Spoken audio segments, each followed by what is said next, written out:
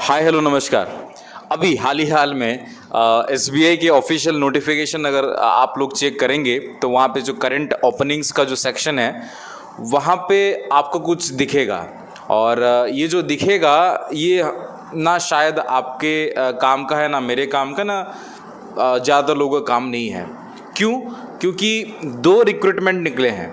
एक तो chief financial officer CFO कहते हैं, और उसी का एक ही पोस्ट निकला है अनरिजर्व्ड कैटेगरी का, और दूसरा निकला है डेटा प्रोटेक्शन ऑफिसर, वो भी एक ही पोस्ट निकला है।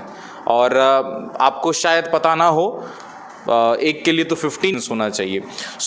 ये जो है हमको थोड़ा सा ऐसा है कि ओवर एक्साइटेड नहीं होना है, लेकिन हाँ, जो मैंने आप सभी को बार बार जिक्र की है, एसबीआई पीओ की नोटिफिकेशन इसी महीने आपको देखने को मिलेगी, इसी महीने देखने को मिलेगी। आप नोट कर लीजिए मेरी बात को, और अगर आप प्रिपरेशन नहीं कर रहे हैं अभी से तो बड़े पछताओगे आप। मैं पहले से बता दे रहा हूँ, आपको पढ़ाई करते रहना चाहिए। कभी भी ऐसे ही होगा, ऐसे ही होगा।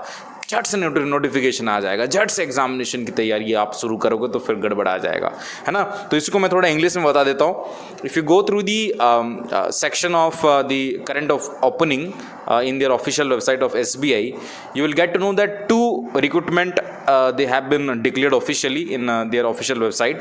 One is for the post of chief financial officer, that is called as CFO, and the other is data protection officer, that is also for a single post. So both recruitments are to be done for single post only. My simple advice to all of you is not to get overexcited by looking at the recruitment process that it has started and so and so.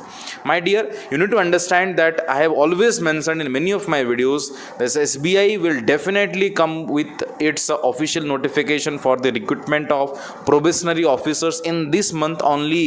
What happened to this notification? You tell me.